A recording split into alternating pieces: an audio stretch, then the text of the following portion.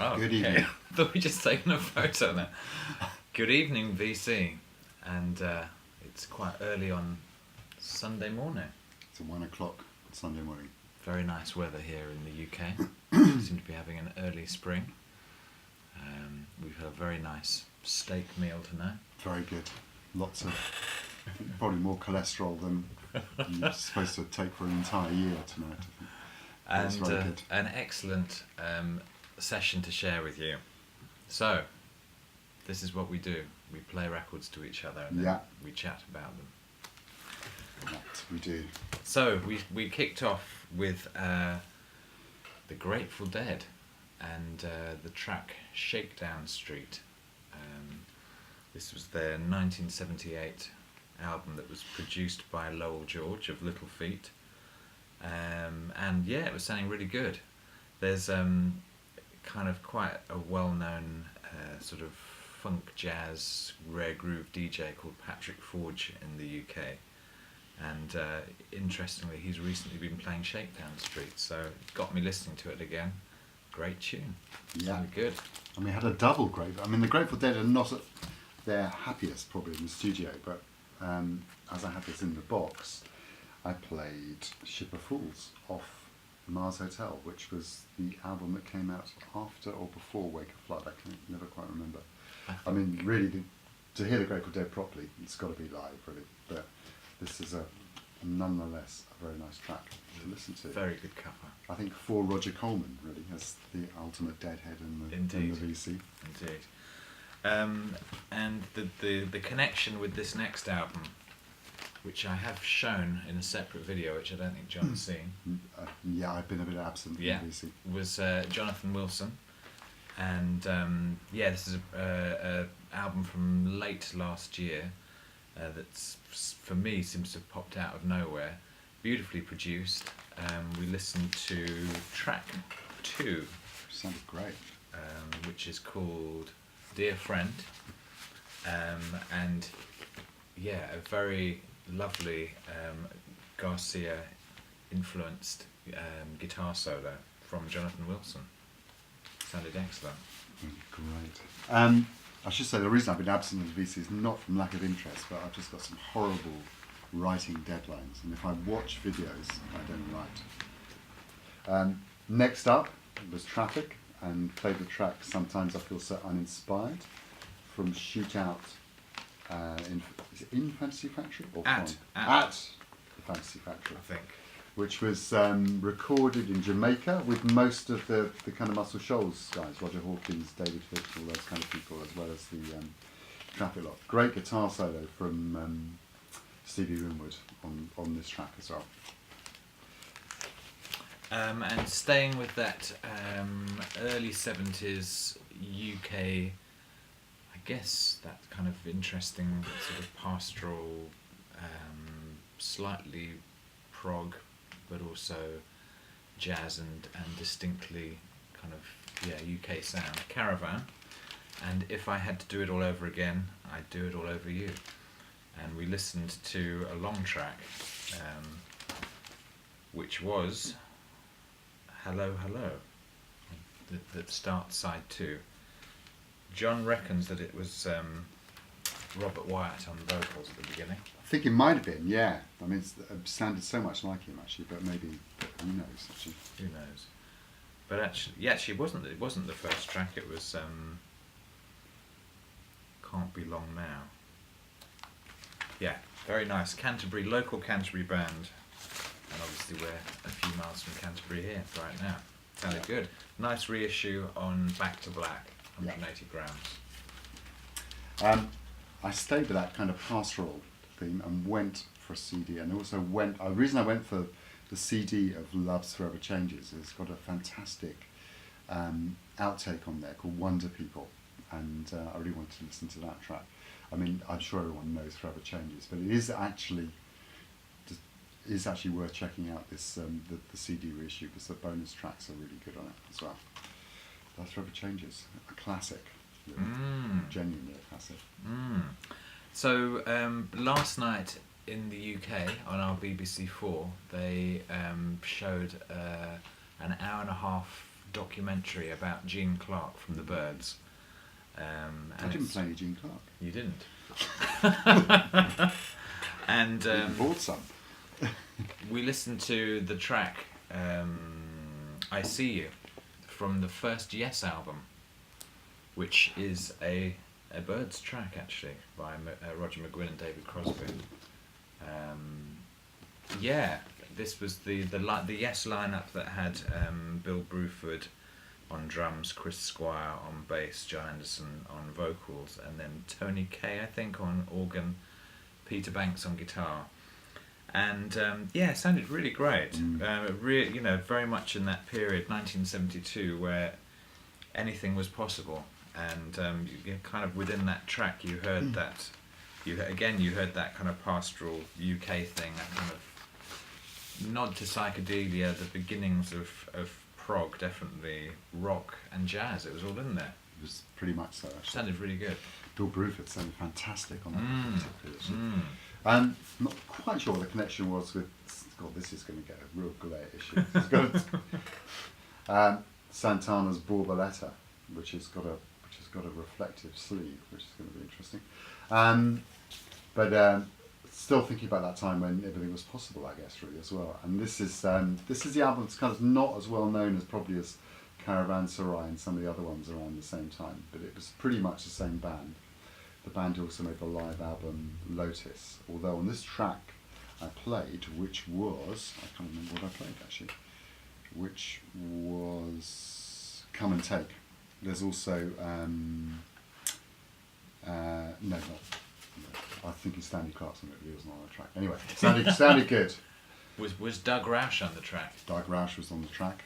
And he was also on this album, which is Lenny White's Venusian Summer, which has a really truly... There is a logic here, you see. There is. It was a truly awful cover, really.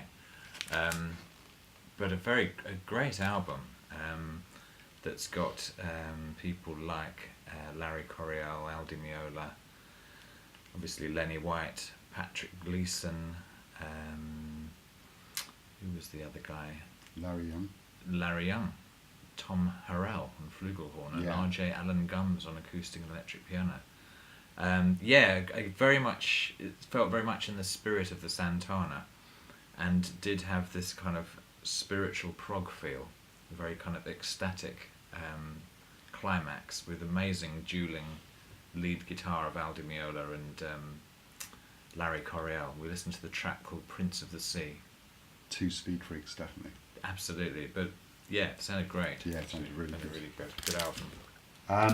Then I think we had a break then. We did. But then I pulled out the Miles Davis Celador sessions, which was the whole run of recordings at the Celador, which resulted in Live Evil. And I've had this since it came out actually, but I hadn't really listened to it too much actually, and been listening to it quite a lot recently. And from the first of the CDs, played the track Yes the Now, and it's basically the band with Keith Jarrett, Michael Henderson, Gary Bartz, and Jack DeJohnette. And in fact, on the first record, there's no Ayrton Moreira, who's on the other ones as well. But good stuff actually. Some great kind of music on these CDs. I think there's 6 of them, 6 CDs, or maybe 5 CDs in the box as well. And something to do with a lot of those Electric Miles albums, the mix on the drums is often quite weird, and the bass drum is sort of a little bit not as present as it should be. But on these recordings, it sounded really good, and Jack DeJohnette sounded fantastic. So the connection here was we had the album The Flowering by the Charles Lloyd Quartet, which obviously featured Jack DeJohnette and Keith Jarrett in the band, along with Cecil McBee. And we listened to the track called Gypsy 66, which is a live recording, a track by Garbo Zabo, which sounded fantastic. Yeah. Very, very nice album.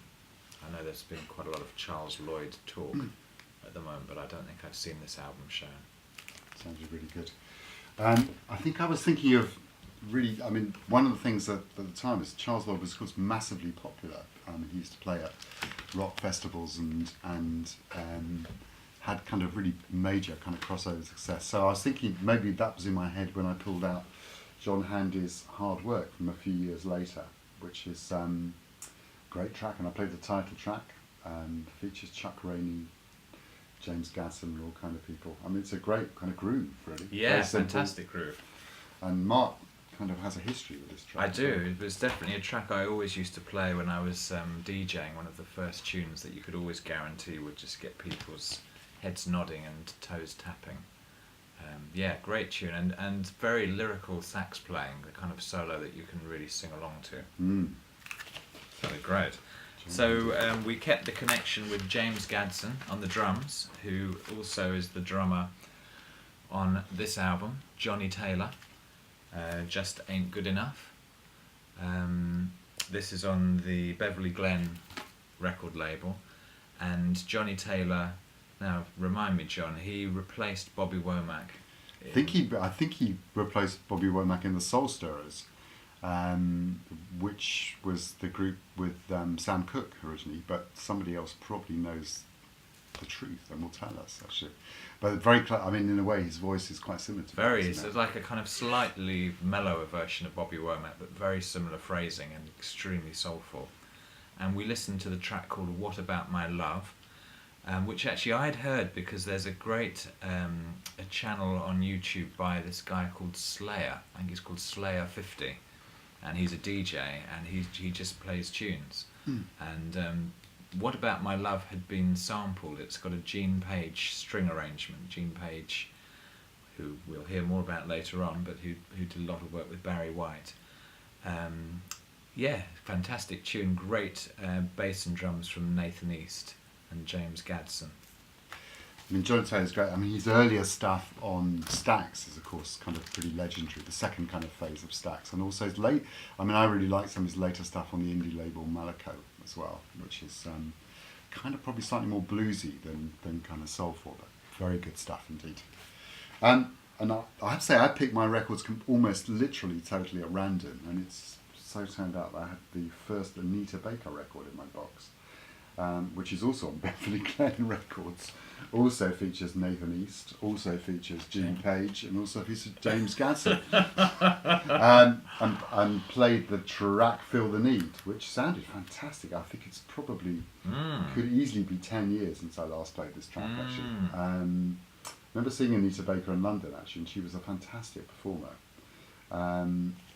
So, I mean, she kind of crossed over and did kind of more and more kind of almost kind of smooth jazz things later on, but this first album on Beverly Glen was absolutely brilliant, I think. It's the kind of album that I've almost not wanted to listen to again because I was worried it would sound so horribly dated in that kind of 80s way, but actually it sounded fantastic. Sounded great. And I'd never looked at the credits, and it was amazing to see who was playing on that.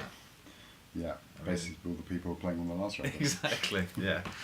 The connection with the next tune was Gene Page, the string arrangement, and this is the Love Unlimited band, which is basically the backing singers for Barry White.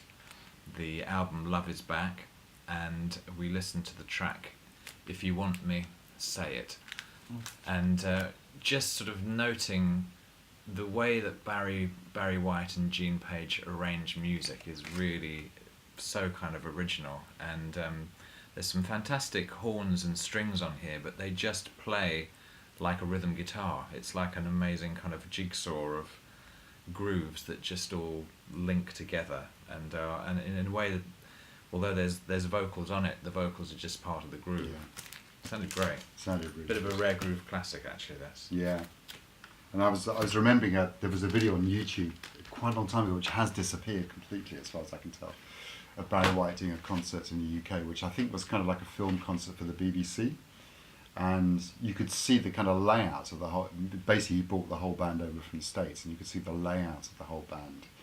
I think there were 3 guys playing wah-wah and stuff like that on there. No really direct connection here, but there was something about just hearing a good groove, really, which made me pull out Steve Arrington's first Hall of Fame record, and the track "Weak at the Knees," which has just got the most amazing kind of groove to it. Really unusual kind of slightly lopsided rhythm with some fantastic drumming on it as well. Although we were trying to work out who was playing drums and who was playing bass, and everybody seems to be playing drums and bass according to the credits on the back. Including Kevin Eubanks. And Kevin Eubanks features on here as well, actually. Yeah. Playing both guitar and bass again as well. Kevin Eubanks, of course, much more known as a jazz player and as a musical director as well. Played with Dave Holland and other people. But this is just a kind of bit of a classic, really. Yeah, fantastic album. From back in the day. Fantastic album. Again, not sounding in any way dated. Not sounding dated either. Very pleased to say. I showed this in the last video I posted, but here we are again. I had to just share how good the vinyl sounded with That's John. Really very good. And it's this reissue on vinyl of Voodoo from DAngelo. And we listened to the tune called The Root, which got amazing stacks of DAngelo's backing vocals. Just there's something about the kind of warmth and the sound of this on this vinyl pressing that the CD just doesn't really come close to. Sounded great, and hopefully there's a new album from him this year. Well, maybe. We've been talking about this for a while. I mean, I was thinking about that actually. It's 15 years. We've all been waiting for the new album for 15 years, but actually, if he just made that one, and it's fine. Still sounding good enough 15 years later. Yeah. I don't really need an excuse. I can't remember what the excuse was to play Move Me No Mountain from Chaka Khan's Naughty, but... You didn't play that, John. Did I not play that? No, you played The Roots. Played The Roots. Hang on. I'm just sorry about that, folks. John was actually putting records back in his box rather than... Very badly organised here. I didn't play that. Obviously, the Questlove Connection, I pulled out... I think this was the second Roots album, actually, which was Do You Want More? And I played the track Proceed off there as well. I mean, kind of haven't played this for a very long time either. It also sounded really good, actually. Yep. The connection with this and the previous track, I guess, was Pino Palladino, although he's not on the Roots track, but he does play with Questlove on the DAngelo album, and he's part of the Soulquarians. This is Jason Rebello, who has recently been playing keyboards with Jeff Beck. The CD is called Anything But Look. It's just come out, or came out the end of last year. And we listened to a very DAngelo-inspired track that featured Pino on bass called New Joy. Also has a vocalist who I believe does a lot of work with Incognito called Joy Rose. Yeah, I mean it's a good album. It's not a stunner, but it's very well recorded and very well played. Yeah, it sounded good. Yeah. So the connection with Chaka Khan was great bass players, I guess, actually. And I was thinking of Auntie Jackson, and I was thinking of, I kind of particularly love all the Chaka Khan albums on Atlantic, on the Warner Brothers, sorry, not on Atlantic, produced by Arif Madan. And played Move Me No Mountain, classic. If you haven't got this record, you should have it, really, despite the incredibly cheesy cover. And I've just been listening to this album recently. It's Rufus, it's Chaka Khan again. I'm not actually... Oh, the album's called Street Player.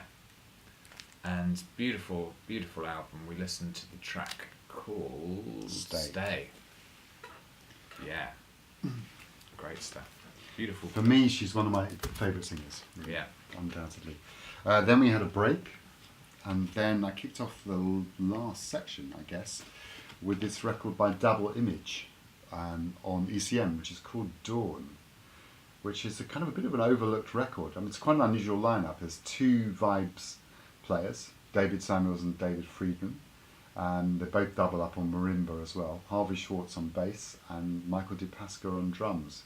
I think it's a great record, actually. And I read about it on, I was reminded of it, actually, I had it already, on Richard Williams, the UK music writer's blog site called The Blue Moment. Very nice record, very unusual lineup, nice arrangements, also very, very nice cover as well. Don't think it was really been reissued on CD, possibly in Japan only. But if you like that kind of ECM thing, this is kind of unusual one, really. Well, the connection with this album was the Vibes playing. This is the Gary McFarland Orchestra. It's a mono release from, I think, 1963. This is a lovely, very kind of almost like a kind of soundtrack. It's definitely sort of soundscapes. We listened to the track Night Images. It's got Gary McFarland on vibes. He recorded this album very much with the pianist Bill Evans in mind, and Bill Evans features on all the tracks. There's also Jim Hall on guitar and the bassist Richard Davis. And yeah, it's a really, really beautiful album. I mean, I mean, you could put it in the background, but if you actually just sit down and listen to it, very evocative of being in a city. And Gary McFarland died very young, but anything he did really is worth checking out. Yeah, that sounded really good, actually. Picking up on the Richard Davis connection, moved on to Eric Dolphy's. This is one of his kind of, not one of his last records actually, but towards the kind of end of his far too short career, and played the track Alone Together, which is Eric playing with Richard Davis, and that was the link there. Love this track. I particularly love the track on here, Music Matador, as well. I mean, I love Eric Dolphy really, so I go for anything. And this was a UK reissue actually. I mean, this has come out in all kinds of different forms. This album's called Memorial, but I think it's been reissued under other names as well. And my last tune was from the John Coltrane Quartet album called Crescent, and it was the track Wise One, which just seemed to fit the mood rather beautifully, and just an absolute classic album and a classic track. Yeah, absolutely amazing. I mean, one of the best bands ever, I think. And I finished off with Joni Mitchell. Not exactly sure what the connection with John Coltrane was, but and played the epic second side, Paprika Plains, which is has arrangements by Michael Gibbs, who of course is a UK. Well, actually, he's not UK. He's from Australia, Canada. I can't remember, but he's been living in the UK for a long time and worked with all kinds of people in the UK jazz scene. Did the arrangements on this. Also features kind of Jaco Pastorius playing with an orchestra for a few minutes, which is quite interesting.